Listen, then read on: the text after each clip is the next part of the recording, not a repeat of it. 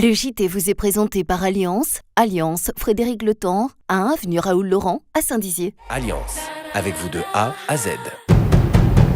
Bonjour à tous, samedi 24 novembre, je suis ravie de vous retrouver pour le JT de Puissance Télévision. Et l'actualité de cette semaine a été marquée par le mouvement des Gilets jaunes qui se poursuit en Haute-Marne et dans les départements voisins. De nombreux barrages filtrants ont été poursuivis tout au long de cette semaine. Nous n'avons pour l'instant pas d'informations à vous communiquer par rapport à la poursuite ou non des blocages la semaine prochaine.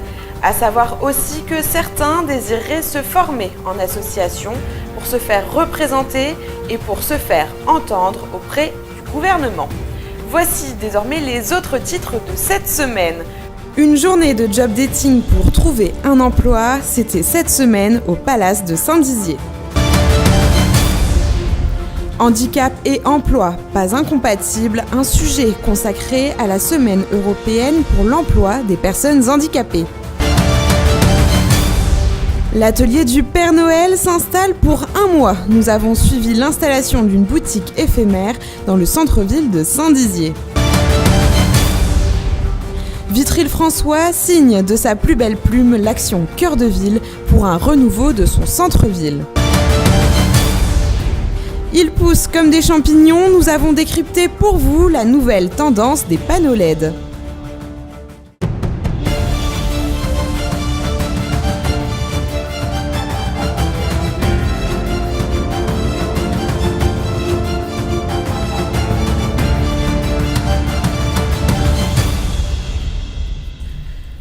Vous connaissez sans doute les speed dating pour rencontrer l'amour. Pôle emploi a organisé un job dating pour trouver un emploi en collaboration avec les agences d'intérim de Saint-Dizier. Il s'agissait pour les candidats de se mettre en avant pour trouver un emploi qui leur correspond.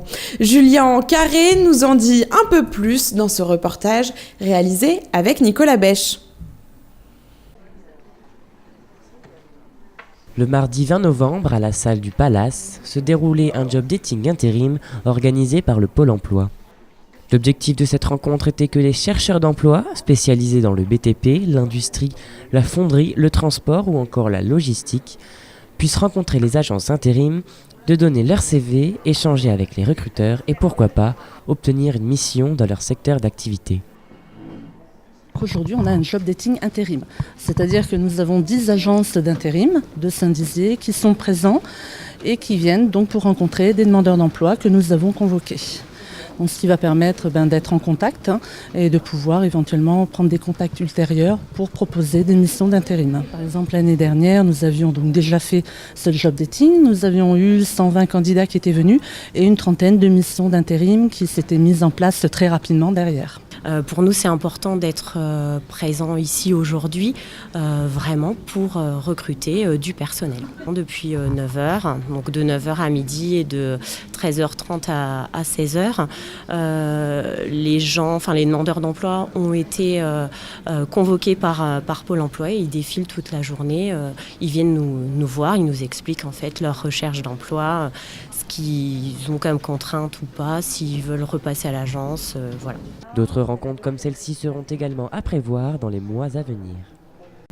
L'emploi est au cœur de notre actualité cette semaine. En effet, du 19 au 25 novembre se tenait la Semaine européenne pour l'emploi des personnes handicapées.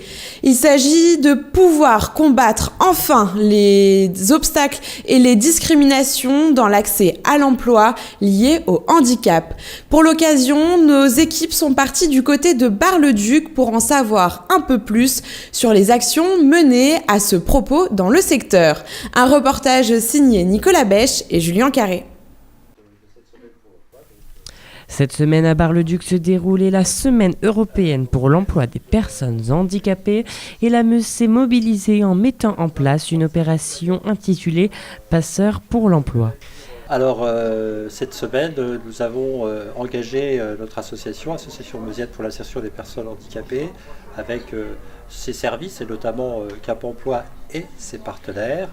Nous nous sommes engagés dans le cadre de la Semaine européenne pour l'emploi des personnes handicapées mise en place par l'AGEFIP. Donc c'est une semaine européenne et puis chaque département est amené à développer un certain nombre d'actions à sa main, en fonction de ce qu'il a envie de faire, complémentairement à un programme national, voire régional.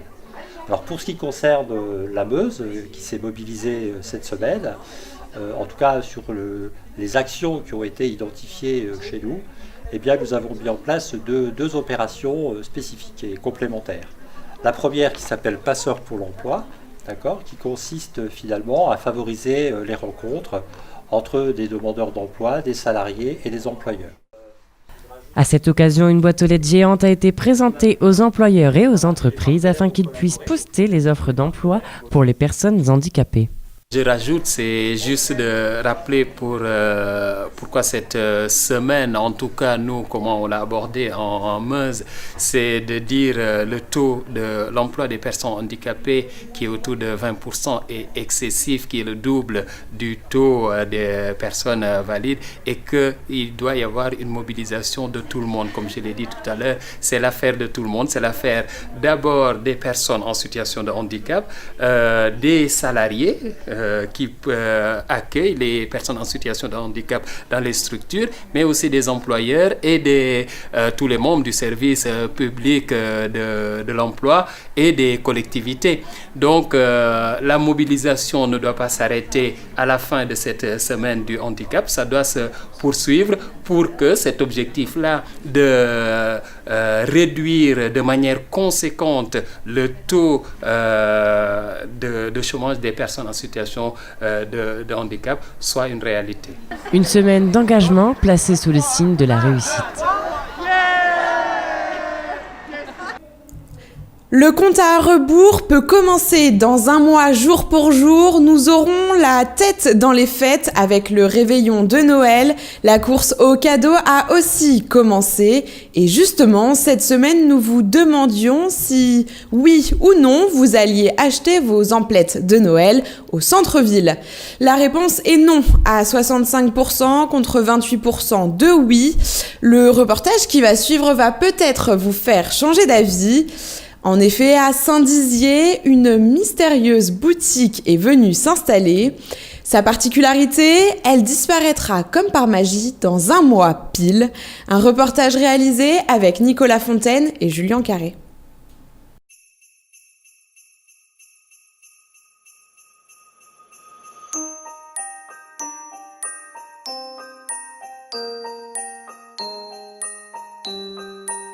Vous l'avez peut-être remarqué, depuis quelques jours, des petites fées s'activent au 18 rue Gambetta à Saint-Dizier. Emeline et Marisot se lancent dans une boutique éphémère du 24 novembre au 24 décembre pour un Noël plein de magie.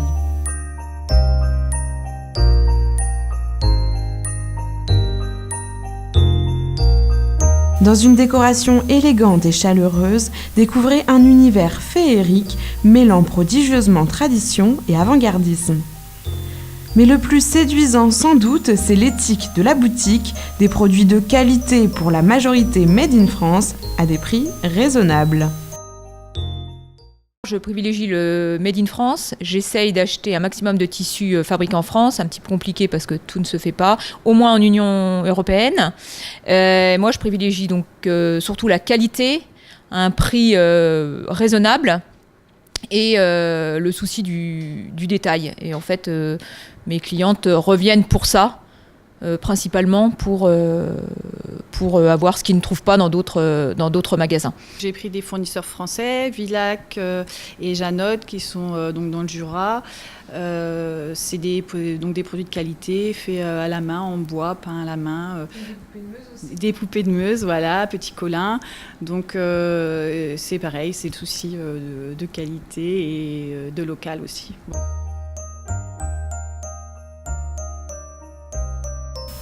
La carte du local est elle aussi mise en avant avec des créatrices d'ici.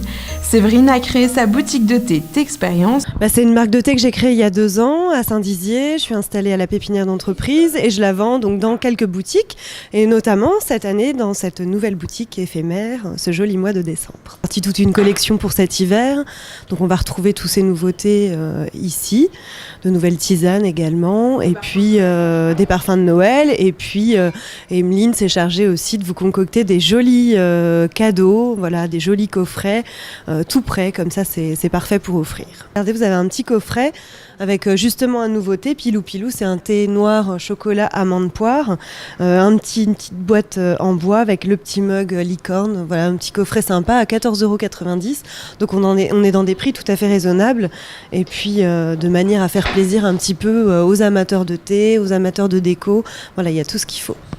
Les doigts de fée de Bérangère de Signé B ont eux aussi été mis à contribution. Signé B est une marque française, c'est des produits faits main. Donc à Saint-Dizier, c'est une marque qui a 2 ans maintenant, tout juste en plus. Et voilà, c'est quelque chose que je fais au départ par passion et finalement de fil en aiguille qui a plu à mon entourage et que j'ai pu proposer du coup à tout le monde sur mon site internet. Voilà. C'est totalement en fait par amour du tissu et des matières que je me suis lancée et donc j'essaye à travers mes créations de représenter un petit peu mon univers. Voilà. Dans cette boutique, vous pouvez retrouver en fait tous les accessoires pour enfants, barrettes, serre-tête et quelques nœuds papillons. Vous pouvez aussi découvrir des élastiques, en fait tout ce qui est petit accessoire pour enfants fait main aussi. Cette initiative a été accueillie avec joie par les autres commerçants du centre-ville Bragard qui voient en ce projet un moyen de dynamiser le centre-ville en cette période de fête. Alors rendez-vous tous les jours, même le dimanche, de 9h30 à 19h, dans ce lieu idéal pour trouver des idées à inscrire dans sa lettre au Père Noël.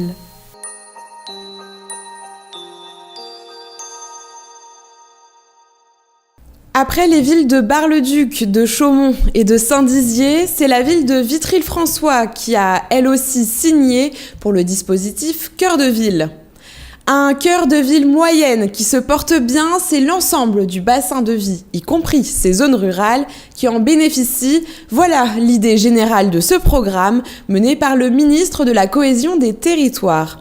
Nous étions sur place pour ce moment important pour la municipalité et pour les commerçants vitrias, des images réalisées avec Nicolas Bêche. Le 26 novembre dernier, la ville de Vitry-le-François a signé l'action Cœur de Ville. Le maître mot de ce projet a été donné par monsieur Jean-Pierre Bouquet, maire de la ville. Il s'agira de faire vivre notre centre-ville. En effet, face aux difficultés posées par le e-commerce, dynamiser le commerce de centre-ville semble essentiel. En tant que président de l'Union des commerçants de Vitry-le-François, qu'est-ce que vous attendez concrètement de ce projet Cœur de Ville ? Quel est l'espoir des commerçants vitriens ? C'est une grande chose, c'est une très grande chose. Avec la municipalité, nous sommes véritablement en communion, on va dire en communion. La municipalité a compris que le commerce, c'est essentiel à une ville. Donc sans commerce, pas de vie. Donc voilà, et on marche depuis 1 an, depuis une bonne année, vraiment magnifiquement bien avec la mairie. Ça se passe très bien et longue vie, je vais dire, à Cœur de Vitria, et voilà. Et concrètement, comment ça va pouvoir se retranscrire pour les commerçants donc, qui sont représentés par vous ça va être dans des travaux, dans des aménagements, dans une aide financière ? Dans des aménagements, il y a déjà la place de la Halle qui sera fermée. La halle par elle-même sera fermée, donc ça... faire des marchés qualitatifs, faire éventuellement des concerts, pourquoi pas, il y a beaucoup de choses envisagées. Il y a des pavés numériques qui seront mis aussi en fabrication, entre guillemets, dans des points stratégiques de la ville, 5-6 points où les adhérents de l'union commerciale pourront communiquer, et les non-adhérents aussi. Une application smartphone, mobile, pour indiquer où, comment peut-on trouver ce commerce. Et beaucoup d'autres choses qui sont encore, dans les valises, on va dire, voilà.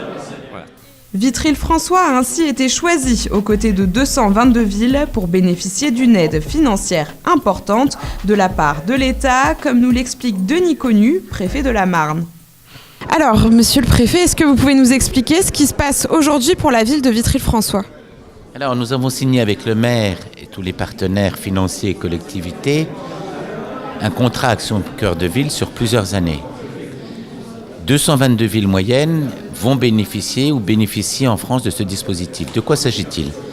On constate qu'il y a une baisse, un affaiblissement démographique et économique de villes moyennes, un recul du commerce, des problèmes d'habitat. Et donc l'idée, c'est que tous les acteurs se mobilisent pour définir des objectifs en matière de reconquête du centre-ville, de dynamisme du commerce, d'amélioration du service.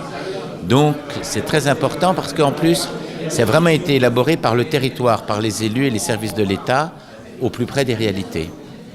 Et pour vous, aujourd'hui, en tant que représentant de l'État, pourquoi c'était important d'être ici et d'être là pour accompagner la ville ? Alors, d'abord, c'est une politique du gouvernement, une politique de l'État. Et donc, je représente l'État et le gouvernement. Et je tenais absolument à venir. De toute façon, je dois signer pour engager l'État. Et comme nous avons bons échanges avec Vitry, que Vitry connaît des difficultés mais se bat pour s'en sortir, j'avais vraiment à cœur d'être présent.